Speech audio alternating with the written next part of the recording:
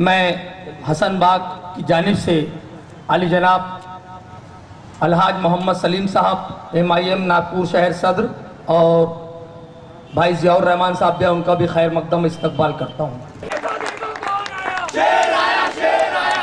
मैं इन 4 मिसरों के साथ उनको आवाज देने जा रहा हूँ कि अदल इंसाफ की किताब हो तुम, अदल इंसाफ की किताब हो तुम, जिंदगानी का इनकलाब हो तुम, सच तो यह है वतन के गुलशन में एक महकता हुआ गुलाब हो तुम।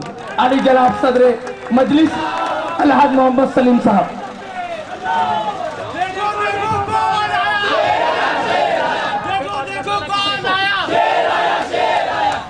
अस्सलाम वालेकुम। स्टेज पर रौनक अफरोज मेरे शहर कमेटी के अरकान, सामने बैठे हमारे मध्य नागपुर के प्रेसिडेंट, उत्तर नागपुर के प्रेसिडेंट और हमारे उत्तर नागपुर के मध्य नागपुर के अरकान और हसनबाग से और जहाँ जहाँ से आए अतराफ़ के लोग और हमारे पर्दानशीन माँ बहनें इस प्रोग्राम में तशरीफ़ फरमा है। और मैं वक्त का लिहाज करते हुए हमारे सभी प्रवक्ताओं ने अपनी अपनी बात रखी और मैं ज़्यादा कुछ ना बोलते हुए मैं कुछ मुद्दों पर बात करूंगा इंशाअल्लाह कि डॉक्टर हमको जो संविधान दिया वो संविधान तमाम मज़हब के तमाम लोगों को ध्यान में रखते हुए बनाया गया। हिंदुस्तान की तमाम जनता की तकलीफ़ों को ध्यान में रखते हुए बनाया गया और उस संविधान के मार्फत राजनीतिक पार्टियों को जो रजिस्ट्रेशन का अधिकार दिया गया कि ये अपनी बात, सेकुलरिज्म की बात रखें, अपना पक्ष रखें, ये सभी को अधिकार दिया गया। उसमें एक अधिकार ये दिया गया अपने अपने तरीके से प्रचार करके अपने अपने नुमाइंदों को सदन में भेजे, विधानसभा में भेजे, संसद में भेजे, जहां वो अपनी बात रखे और अपनी सरकार बनाए। लेकिन सरकार बनने के बाद, किसी का प्रशासन बैठने के बाद उस सरकार को किसी मजहब पर काम करने की इजाजत नहीं है। वो सरकार किसी मजहब की नहीं हुआ करती। वो सरकार उस मुल्क में रहने वाले हर नुमाइंदे की होती है, हर मजहब की होती है और हर मजहब का ख्याल रखते हुए सरकार चलाना पड़ता है। ये संविधान सिखाता है। लेकिन हम कुछ महीनों से, जब से बीजेपी सरकार आई है, हम हवा के रुख को उल्टा देख रहे हैं कि हवा किस तरह बह रही है। हमारे साथ जो नाइंसाफी हुई वो अपनी जगह दरकिनार है कि हम सच्चा समिति की रिपोर्ट आने के बावजूद हम उसको लागू नहीं करा सके या हम एकजुट नहीं थे, हमारे साथ भेदभाव किया गया, तो यह हर सरकार ने हमको कहीं ना कहीं नजरअंदाज किया। लेकिन जब से बीजेपी की सरकार सेंटर में और स्टेट में आई है, तब से ये मजहबी सरकार हो गई है। अब ये किसी विशेष मजहब के लिए काम करने की बात करती है। अब वो संविधान की वो बात नहीं रही कि जिस तरीके से तमाम मजहब के लिए वो संविधान ने प्रावधान किया है, अब उसकी हवा का रूप बदल गया है। अब वो संविधान को बदलने की बात करते हैं। ये बड़े अफसोस की बात है इस मुल्क के लिए और मुल्क की खुशहाली के लिए और मुल्क की तरक्की के लिए कि हमारे अपने प्राइम मिनिस्टर बाहर मुल्कों के दौरे करके 900 करोड़ रुपया खर्च करते हैं और यहाँ देश में क्या हो रहा है, दादरी कांड कैसे हो रहा है, उसकी साजिश का तौर पर उनकी नजर नहीं है। और उसमें ये बयान देते हैं कि हिंदुओं को ये सोचना चाहिए कि मुसलमानों से लड़ो या गरीबी से। ये वो ऐसा संदेश दे रहे हैं कि जैसे हमारे हिंदू भाइयों को डायरेक्शन दे रहे हैं कि तुमको फैसला करना है किससे लड़े। ये बड़े अफसोसजनक बात है कि मुल्क का प्राइम मिनिस्टर कैसे शब्दों का इस्तेमाल करता है। बड़े अफसोस की बात है। और आज हवाओं का रूप बदला है तो MIM ऑल इंडिया मजलिस इत्तेहादुल मुस्लिमीन पूरे इंडिया में अपना वजूद अल्हम्दुलिल्लाह कायम करते जा रही है, जिसकी यह मिसाल आज हमारे सामने आप लोग हैं, बैठे हैं। ये ऑल इंडिया मजलिस इत्तेहादुल मुस्लिमीन 1957 से 4 लोगों से शुरू हुई थी, जिसकी पहली मीटिंग में 4 लोग थे। आज अल्हम्दुलिल्लाह यहाँ हम 200-500 लोग बैठे हैं। ये वक्त की नज़ाकत को लोग समझ रहे हैं बताने की जरूरत नहीं है, सब साहिब समझ लोग बैठे हैं मेरे सामने कि हवा किस तरफ चल रही है, हमको किस तरफ चलना है। वक्त को बदलना है तो एक होना होगा, अपने मसलकों को दरकिनार रखते हुए हमको एक होना होगा। अगर हम एक नहीं होंगे तो पिस जाएंगे, एक नहीं होंगे तो बिक जाएंगे, देश को बेच दिया जाएगा। कि समझ लीजिए आप कि आपके घरों में अब नजर रखी जा रही है कि आप घर में फ्रिज में क्या रखे हुए हैं, आप अपने घर के फ्रिज में क्या रखे हुए हैं, ये नजर रखी जा रही है कि आपके घर में अंडा रखा हुआ है या मटन रखा हुआ है या बैगन रखा हुआ है या सब्जी रखी हुई है।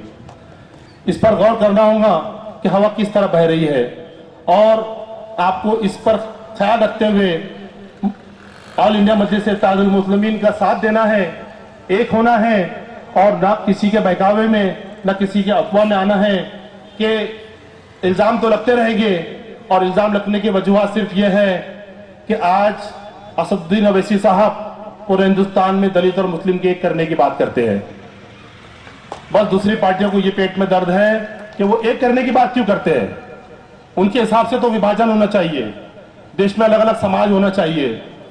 जब हर पार्टी अपने समाज की बात रखती है तो असद साहब ने अगर हिंदू और मुस्लिम को एक करने की बात किया, दलित और मुस्लिम को एक करने की बात किया, तो कौन सी गलत बात किया, कौन सा फूट डालने की बात की।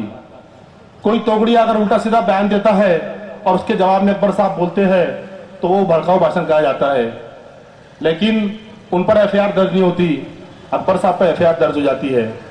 कानून का हम पालन करेंगे अगर हमने गलत कहा तो, लेकिन उनके साथ भी गिरफ्तारी होनी चाहिए, हमारा ये बोलना है।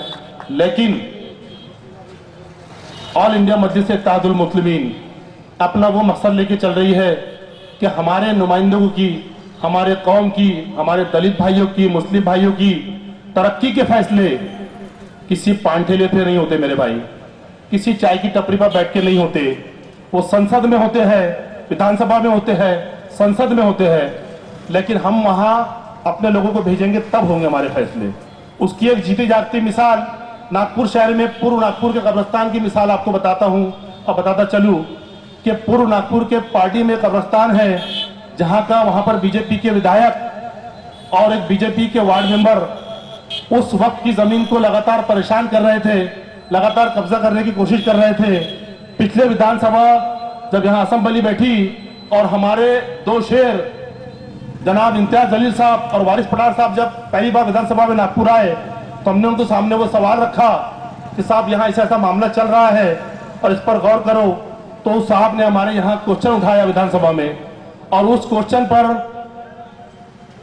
खड़से साहब का जवाब आया कि वहां पर गलत तरीके से पटवारी ने उसमें मिस्टेक किया है, पटवारी की गलती मानी गई। विधानसभा, महाराष्ट्र विधानसभा से जवाब आया, मेरे पास बुक रखी है उस जवाब की। हमने उसको बहुत हाईलाइट नहीं किया, बहुत जोरदार नहीं बताया कि हम क्या कर रहे हैं, लेकिन हमारे दो शेरों ने वो बात रखी। बताने का मकसद यह है कि हम अपने लोगों को विधानसभा में भेजेंगे तो हमारे सवाल उठाए जाएंगे और सवाल उठाए जाएंगे तो उनको जवाब देना पड़ेगा। और जवाब दिया है तो उस पर गवर्नमेंट ने बाकायदा परमिशन दिया है उस कब्रिस्तान के मस्जिद का। वहां के जो हमीद भाई जो वहां के प्रेसिडेंट है उस बात के गवाह है।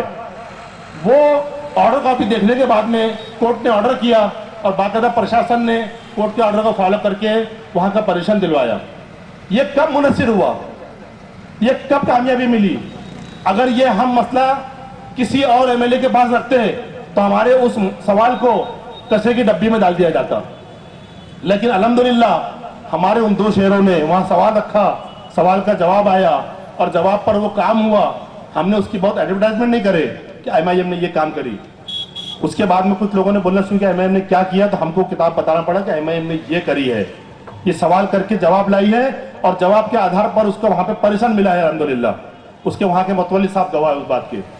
तो हमारे फैसले पान ठेलों पर, टपरी पर नहीं होते, हमारे फैसले सदन में होते हैं, कारपोरेशन के सदन में होते हैं, विधानसभा में होते हैं। वहां हमको चुन के भेजना होगा। इंशाअल्लाह अपनी बात हमारे नुमाइंदे रखेंगे तो अपना हक छीन के लाएंगे। आज हक छीनने की बात आ गई है, हक मांगने से नहीं मिल रहा है और छीनने के लिए हमको एक होना जरूरी है। मैं वक्त का ख्याल रखते हुए ज्यादा नहीं बोलूंगा। आज हमारी ऑल इंडिया मजलिस इत्तेहादुल मुस्लिमीन अपने धीरे धीरे विस्तार करते हुए नागपुर में अपना प्रभाव बना रही है। उसी प्रभाव के तहत आज यहाँ पर एक सत्कार समारोह रखा गया जिसमें पूर्व नागपुर की बॉडी की बुनियाद रखी गई अल्हम्दुलिल्लाह जो लोग हमारे साथ जुड़े हैं वो एमआईएम के दीवाने हैं, उनको हम दीवाना बोलते हैं। एमआईएम के दीवाने जुड़े हमारे साथ। वो राजकारण नहीं जानते, लेकिन ये देख रहे हैं कि सच बोलने वाली पार्टियां साथ में आ गई है, हमको इनका साथ देना होगा। उन दीवानों में से आज उन दीवानों को यहाँ सत्कार किया जाएगा आपके सामने इंशाल्लाह। और उसके बाद में यहाँ प्रभाग की बॉडियां बनेंगी, वार्ड की बॉडियां बनेंगी। आप लोग इन दीवानों को साथ दीजिए। अब तक आपने राजकारणों का बहुत साथ दिया है, एक बार दीवानों को साथ दीजिए और देखिए दीवाने क्या बदलाव करके देते हैं। मैं अपनी 2 बात करके इंशाल्लाह सत्कार समारोह जो है वो इंशाल्लाह प्रोग्राम शुरू करवाता हूँ। अस्सलाम वालेकुम।